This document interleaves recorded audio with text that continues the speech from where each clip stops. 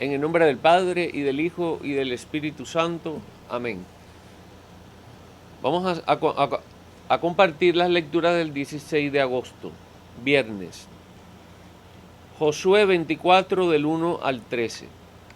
En aquellos días, Josué convocó en Siquem a todas las tribus de Israel y reunió a los ancianos. No significa que reunió a los viejitos. Los ancianos podían ser jóvenes también, eran personas muy sabias dentro de Israel. Pues reunió a los ancianos, a los jueces, a los jefes y a los escribas. Cuando todos estuvieron en presencia del Señor, Josué le dijo al pueblo: Esto dice el Señor Dios de Israel. Al otro lado del río Éufrates vivieron hace tiempos sus antepasados, hasta la época de Terah, padre de Abraham y de Nahor, y adoraban otros dioses. Recuerden que Abraham era politeísta. Yo saqué a su padre Abraham del país de Mesopotamia, dice el Señor. Yo saqué a tu padre Abraham del país de Mesopotamia. O sea, yo saqué a Abraham del politeísmo. Yo saqué a Abraham de la idolatría, lo mismo que ha hecho el Señor contigo. Y lo conduje a la tierra de Canaán. Es lo que el Señor está haciendo hoy contigo también, que te ha sacado de la idolatría, te ha sacado de creer en muchos dioses, del politeísmo, y te ha conducido a la vida eterna. Pues vamos a ver esos paralelos así. Dice Dios: yo saqué a su padre Abraham del país de Mesopotamia y lo conduje a la tierra de Canaán. Le di por hijo a Isaac y multipliqué su descendencia. A Isaac le di por hijos a Jacob y Esaú. Recuerdan la historia, ¿no? Y a Esaú le di en propiedad la montaña de Seir. Jacob y sus hijos se fueron a Egipto. Envié después a Moisés y a Aarón, y castigué a Egipto con señales prodigiosas. Luego los saqué de allí a ustedes y a sus padres, y llegaron al mar. Está haciendo toda la historia de la salvación. Los egipcios persiguieron a los padres de ustedes con carros y guerreros hasta el Mar Rojo. Ustedes clamaron entonces al Señor, el cual tendió una densa niebla entre ustedes y los egipcios, e hizo caer sobre ellos el mar, que los cubrió. Con sus propios ojos vieron ustedes lo que hice con Egipto. Luego vivieron largo tiempo en el desierto. Los introduje después en la tierra de los amorreos, y que habitaban al otro lado del Jordán. O sea que el Señor les hizo pasar el desierto, les hizo pasar el Mar Rojo, les hizo pasar luego el desierto, luego llegaron a Jordán y lo pasaron también. Ellos les declararon la guerra, y yo los entregué en las manos de ustedes. O sea, fue el Señor. Los destruyeron y ocuparon su tierra. Después se levantó Balac, hijo de Zippor, rey de Moab.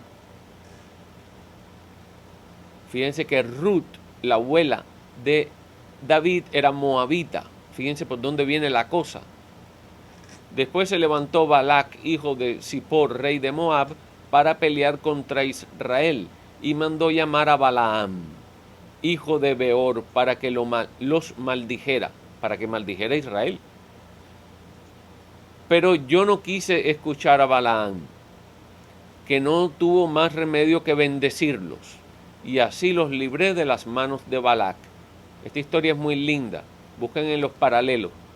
Balac le dice a Balaam que maldiga a Israel, y Balaam dice: pero ¿cómo lo voy a maldecir? Qué bellas son sus tiendas. Decía, en vez de maldecir, lo que decía era que bellas eran las tiendas, porque Israel estaba en casas de campaña. Y los israelitas también se ponían una tela por aquí, por arriba, para la oración. Y entonces él los bendecía, y Balac le decía: pero ¿cómo los vas a bendecir? Y dice: pero ¿qué voy a hacer si el Señor no me deja maldecirlos?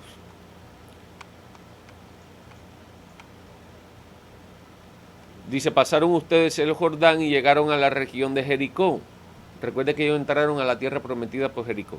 La gente de Jericó les hizo la guerra, igual que los amorreos, los pereceos, los cananeos, los hititas, los girgaseos, los gibeos y los jebuseos.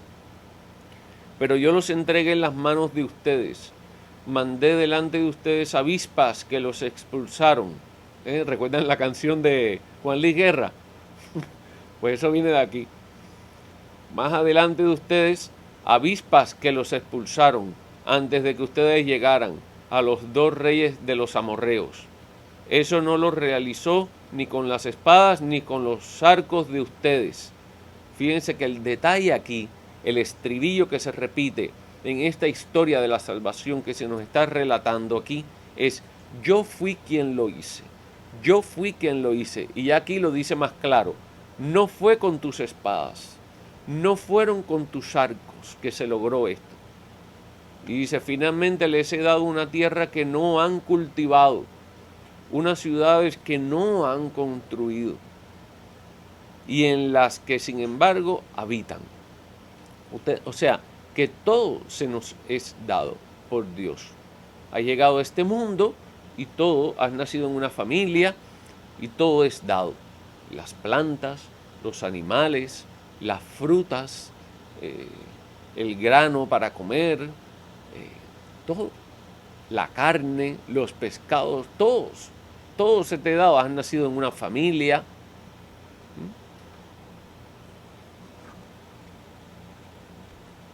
Y sin embargo, la habitas en un lugar que tú no has hecho. Les he dado viñedos y olivares que no habían plantado, de los que ahora se alimentan. O sea que el Señor que todo lo que tenemos y somos es gracias al Señor. Salmo 135, demos gracias al Señor. Demos gracias al Señor porque es bueno. Al Dios de los dioses demos gracias al Señor de los señores. Él guió a su pueblo por el desierto, hirió a grandes reyes y dio muerte a reyes poderosos.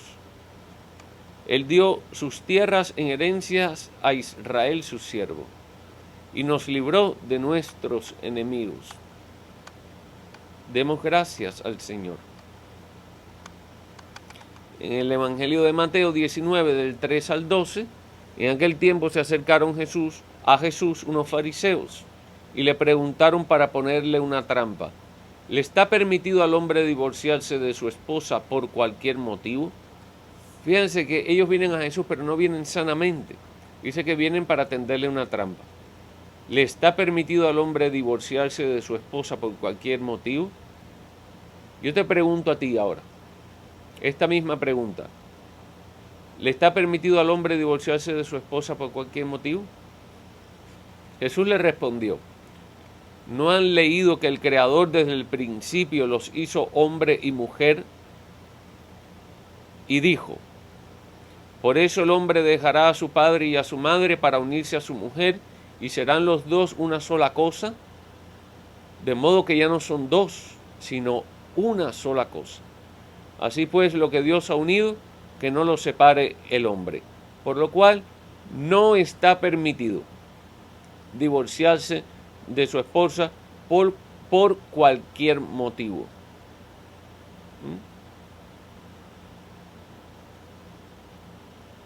Y aquí el Señor dice, en el principio no fue así. Él lo remite al principio de la creación. Y se lo hizo hombre y mujer. Fíjate que no dice hombre y hombre, mujer, mujer. Dice hombre y mujer. Ese es el matrimonio. ¿Está bien? Y por eso dejará al hombre a su padre y a su madre. Y se unirá a la mujer. Aunque a veces tienen que cargar con la suegra. Y con el suegro. A veces pasa eso. Pero bueno, serán una sola cosa. O sea, no son dos, sino uno. De manera que el matrimonio cristiano santifica a la parte, a la otra parte, santifica a la otra parte, aunque no venga a la iglesia. Pero ellos replicaron, entonces, ¿por qué ordenó Moisés que el esposo le diera a la mujer una acta de separación cuando se divorcia de ella? Esa acta de separación existe hasta el día de hoy. O sea que la ley de Moisés está vigente hasta el día de hoy, incluso en el derecho civil, de dar a la mujer un acta de separación cuando se divorcia de ella. Y Jesús le contestó, ¿saben por qué fue eso? Por la dureza de vuestro corazón. ¿Por qué? Porque es que tenemos muy poquito amor. Si no hay más divorcio es porque Dios tiene su mano puesta sobre nosotros. Porque las personas se casan y se descasan. ¿Por qué? Porque no tienen paciencia con el otro. Porque el amor ya se le acabó. Porque era muy poquito amor. Porque no es capaz de aguantar al otro en su diferencia. Dice, Moisés hizo eso por la dureza de vuestro corazón. Moisés les permitió divorciarse de sus esposas, dice la Sagrada Escritura, pero al principio no fue así. O sea que el Señor siempre nos refiere al principio, al sueño de Dios para nosotros. Y es que no se divorcien, que no se separen. Tantas personas sufriendo el trauma del divorcio, tantos niños creciendo sin su papá en la casa. Y así se rompe toda la sociedad.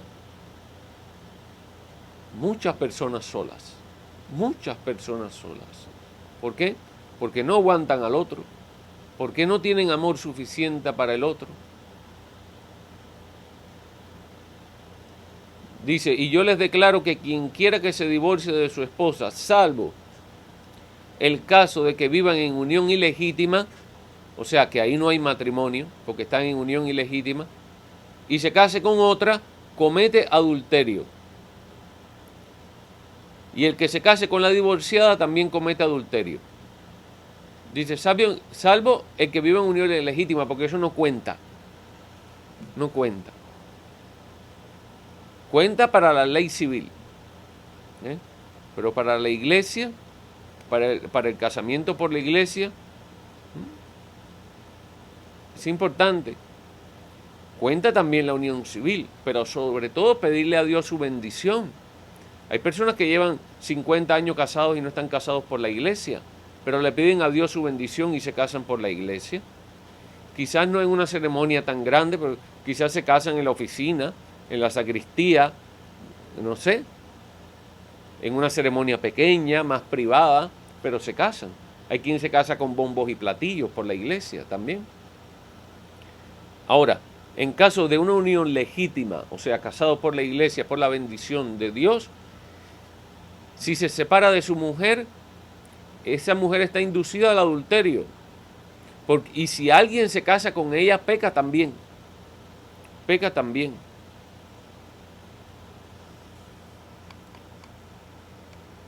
Entonces le dijeron sus discípulos, si esa es la situación del hombre con respecto a su mujer, no conviene casarse. Pero qué barbaridad, que todo el mundo quiere divorciarse, no son capaces de aguantar al otro. Por amor. Claro, si tú te casas con una persona porque te gusta mucho y todo es a nivel erótico, entonces a la hora de la verdad, a la hora de la dificultad, pues lo abandonas todo, porque no hay amor. O que la esposa se puso vieja, o se puso muy peleona, o comía mucho helado y se puso gordísima. Y tú no la conociste así, o tu esposo que era tan santo y tan bueno,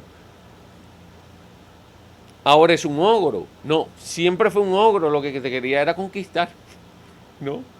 Entonces, el amor debe ser para siempre, como dijo Jesús a la iglesia. Dice, yo voy a estar contigo todos los días hasta el fin de este mundo. Así deberíamos renovar nuestro matrimonio con la esposa, con el esposo, diciéndole, yo estaré contigo todos los días hasta el fin de este mundo, pase lo que pase, en las alegrías, en las penas, ¿verdad? En la salud, en la enfermedad, en la pobreza o en la riqueza, en todo momento. Estar al lado de la otra persona, ser un ángel en la vida de la otra persona, conducirse los dos mutuamente hacia el cielo, porque no es bueno que el hombre esté solo. El matrimonio es una bendición, porque ya cuando tú vivías solo hacías lo que te daba la gana. y ahora que estás casado, pues no podrás hacer lo que te da la gana. Entonces tu mujer o tu esposo han venido a salvarte del egoísmo, a salvarte de hacer lo que tú quieres. Entonces tienes que contar con el otro.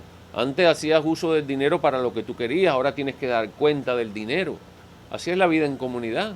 Así ha querido Dios que viviéramos, que no viviéramos solos, para que cada uno ponga límites al otro, porque si no, esto es a la desbandada. Entonces es muy bueno convivir con los otros también, ¿no? Y así, viviendo con el otro, podemos vivir también en sociedad y respetar a los demás. Pero tiene que empezar por la casa. Entonces, dice, no conviene casarse. Pues sí conviene casarse, claro que sí. Pero Jesús le dijo, no todos comprenden esta enseñanza, por eso es que no todos se casan por la iglesia, sino solo aquellos a quienes se les ha sido concedido. Pues hay hombres que desde su nacimiento son incapaces para el matrimonio. Y no se refiere a los homosexuales, se está refiriendo a los eunucos, se está refiriendo a las personas que no pueden tener hijos, personas que están incapacitadas para el matrimonio, no sé. Otros han sido mutilados por los hombres, o sea, son personas que han sido, son eunucos porque los hicieron eunucos.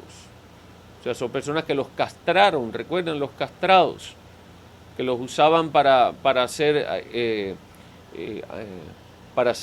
amos de compañía, ¿verdad? Para ser, como decir, esclavos de las reinas y de las princesas, y entonces los castraban. Pues esos son incapaces, son mutilados por los hombres. Y hay otros que han renunciado al matrimonio por el reino de los cielos.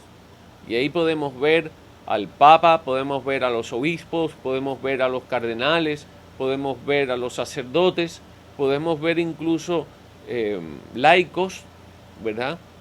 Que no se casan, pero no se casan por un deseo egoísta de vivir solos, de ser unos solterones, sino entregados al reino de Dios. De ahí los laicos que son consagrados a Dios, las muchachas que son consagradas solamente a Dios y no necesariamente son monjas. De ahí están también los religiosos, las monjitas, las religiosas, todos, que han renunciado al matrimonio por casarse con Dios, de decir de alguna manera, por el reino de los cielos, para dedicarse completamente a las cosas de Dios.